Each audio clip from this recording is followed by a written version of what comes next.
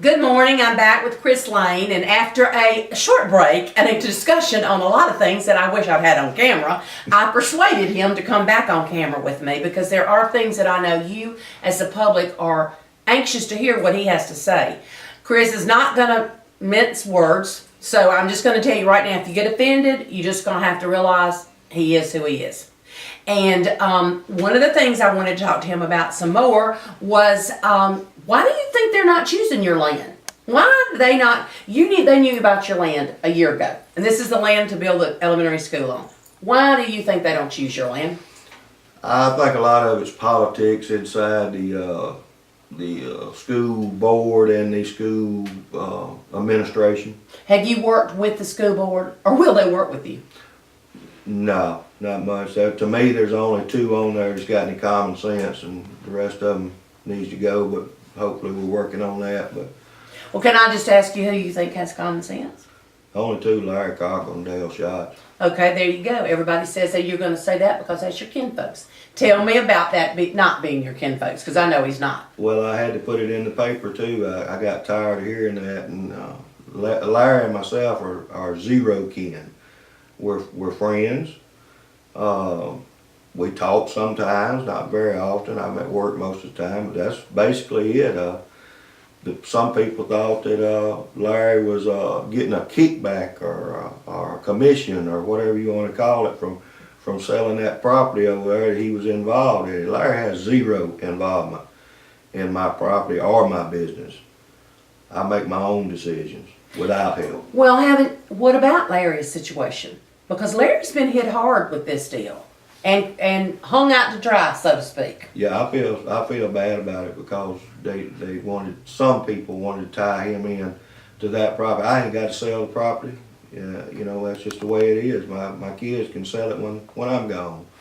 Larry has nothing to do with that, and it's hurt his business, and he's only doing what's right. I mean, the guy, they only make $250 a month there. That amazes me. That is all they make.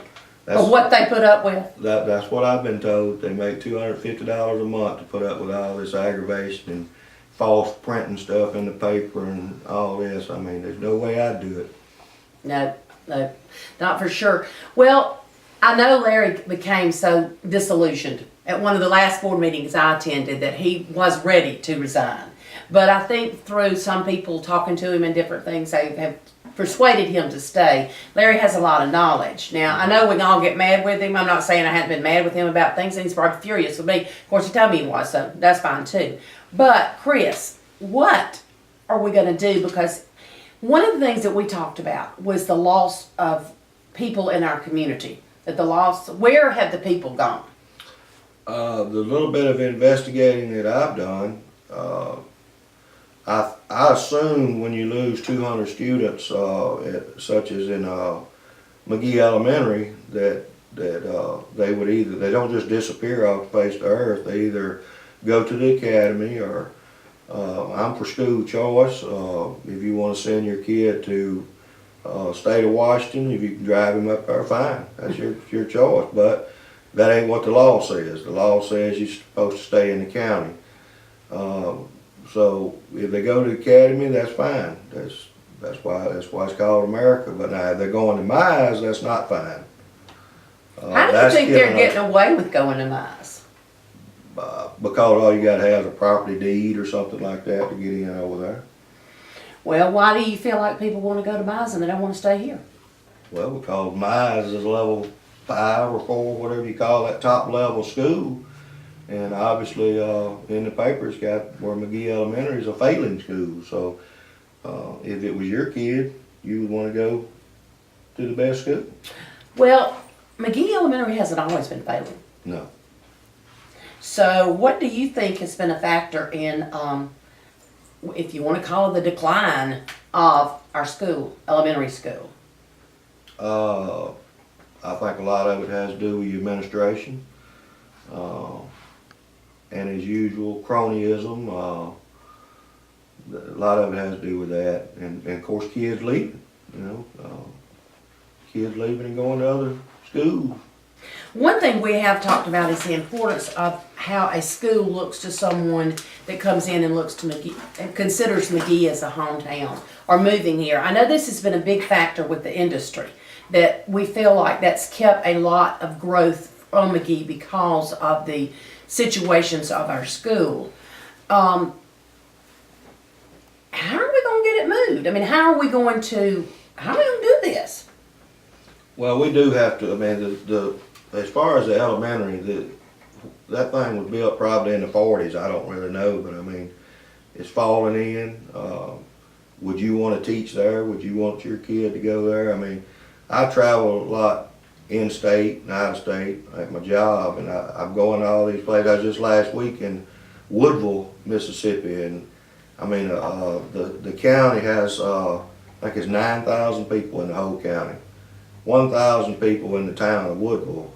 And you wouldn't believe how nice a school they got over Really? there. Beautiful, new, probably about 5 years old. And here we're sitting here with schools it's you know, that old, and I mean, it's you got to provide a good environment for these kids, you know. If you send your kid to the academy, that's fine. But at the end of the day, if you own a business here or something, you need to, you know, worry about your schools here, because that's what people coming in here is going to look at, is the schools. Okay, on the schools, I got to go back to where to build it. Because when it came up about the 16th section land down below McGee, I was so shocked that that was considered, not just because of, well, really because of where it was, because it was not within the city limits of McGee, and it was going to require annexation. Do you feel that annexation would have ever happened? No, it wouldn't happen.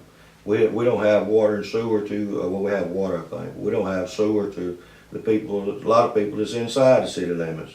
A lot of people be surprised to know that. You know, I didn't know that for a long time, but that's right. Yeah, You need to tell that now. I can tell you a lot of folks that don't have city sewer right now in the city limits and paying taxes, city taxes. That's right. That's right. So why would you go annex something else when you ain't even taking care of the ones you got? Plus, you have available property here. And it goes back to the game change deal that I was talking about earlier. That you know, with the regulations and all that, the days of just going out in the pasture and building something to house 1,000 students or whatever, that's over with. It's just got to be regulated to a T. And one of the big things is sewer retention. And you know, over the years, your folks and me and everybody, we paid for that pond. Mm-hmm. And just to give it to somebody else, just because to appease somebody, what's next? We're gonna let Mount Olive dump in there? Yeah. And us pay for it? Yeah. I mean, that ain't the way it works. Okay, I got to go back to your land, because I've known about your land and looked at your land up there, and I probably asked you this earlier, but I don't think you're really telling me the whole story. Why did they not like your land? Well, I mean, the land is what it is. It's a good piece of property and good location, but it does have its flaws, just like any other property. It's got a good bit of dirt work to do to it.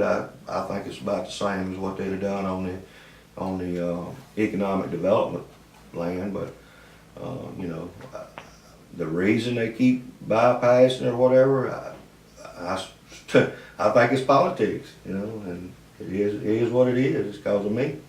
Well, I know that at one time when you and I talked, that if that land was purchased and there were 2 other acres back there purchased, that it could be, you could make the school accessible from Old and New Highway 49, mm-hmm. which you felt like was opening up a big area mm-hmm. in there. One of the things that I'm hearing, I guess you would say on the streets now, the street talk is $250,000 for dirt work. Really? You could use $250,000 and do so and so. So, you know, what's your thoughts on that? I mean, well, I've done fooled with a lot of property and dirt work and all that. And if you think you're gonna find something in the state of Mississippi that you don't have to do dirt work on, that you're gonna put a footprint that size on, you're sadly mistaken. Somebody's either already done it, and you're gonna pay for it, such as the 16 section property. I mean, you think they're just gonna go build a building there? They're gonna have to do some dirt work there too, and it is what it is. You have sewage line, I mean, everything is out on that property. It's on the Or road. On the Yeah. road, it's accessible, it's accessible, it won't have to be brought in as it would be to the other 16 section land, right? Oh, correct, yeah, it's already there. Not to mention you'd have to annex it and all that on the 16 section. I thought that was the least feasible option when they announced that of all the properties that they look at. Why would you, like I said, the game change, it goes back to that every time. Well, I want y'all to stay tuned for part 3 of the game change because we're gonna do one more short video and hear a little bit more.